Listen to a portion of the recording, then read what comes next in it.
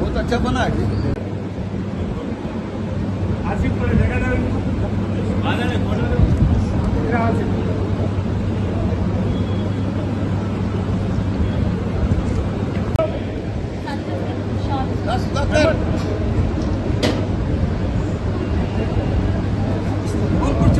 మన జవహర్ నగర్ లో పెద్ద ఎత్తున ఒక నైస్ ఫంక్షన్ హాల్.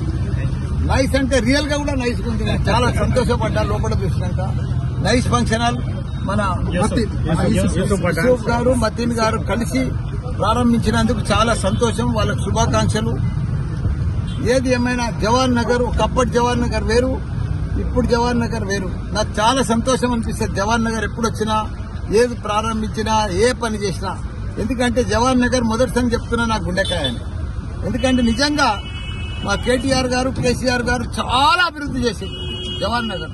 ప్రిస్టేజ్ గా తీసుకొని 320 ఎకరాలు కూడా మన అల్లకెళ్ళి సీలింగ్ లో తీసేసి పెద్ద ఎత్తున ప్రజలకందరూ కూడా పట్టాలు చేసి 59 జీవో కింద రకరకాలుగా ఎంతో మంది పేద ప్రజలకు పట్టాలు ఇప్పించి, అదే మాదిరిగా ప్రతి ఇంటికి కూడా రూపాయి కనెక్షన్, ఎన్నో రిజర్వాయర్లు కట్టించి వాళ్ళందరికీ కూడా నీళ్లు ఇచ్చిన ఘనత మన కేటీఆర్, కేసీఆర్.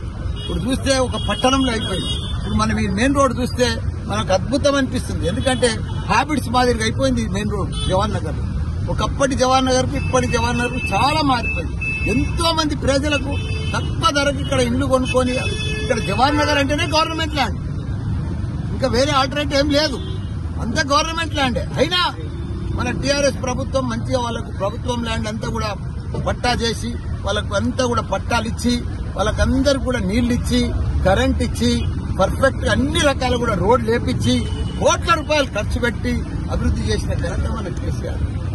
ఎందుకంటే ఇప్పుడు జవహర్ నగర్ ఒక పట్టణం అయిపోయింది, ఓ మున్సిపాలిటీ అయిపోయింది. ఇప్పుడు ఈ హెచ్ఎంసీలో కలుపుతున్నట్టున్నారు, కానీ అది జర బాధాకరం ఉంది. 28 మంది కార్పొరేటర్లు బాగా వాళ్ళ సొంతం లెక్క కష్టపడి బాగా అభివృద్ధి చేసిండ్రు.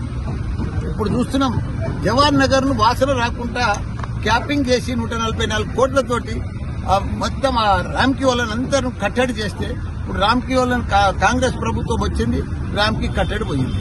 ఇంకో చెత్తగుట్ట ఇంకోటి తయారైంది, మళ్ళా వాసన సురువు అయింది. ఇక్కడ గాని జవహర్ నగర్ గాని, అదే గాని దమ్మాయిగూడెం గాని, నాగారం గాని మళ్ళా వాసన వస్తుంది. దాన్ని కట్టడి చేస్తలేరు. 4 దిక్కుల 4 డంపింగ్ యార్డులు పెడతా అన్నారు, పెట్టలేదు. బాధాకరణం అవుతుంది. రామ్కీ వాళ్ళది ఆ చెత్తకుండి బంద్ చేస్తే చాలా బాగుంటుందని మనవి చేస్తుంది.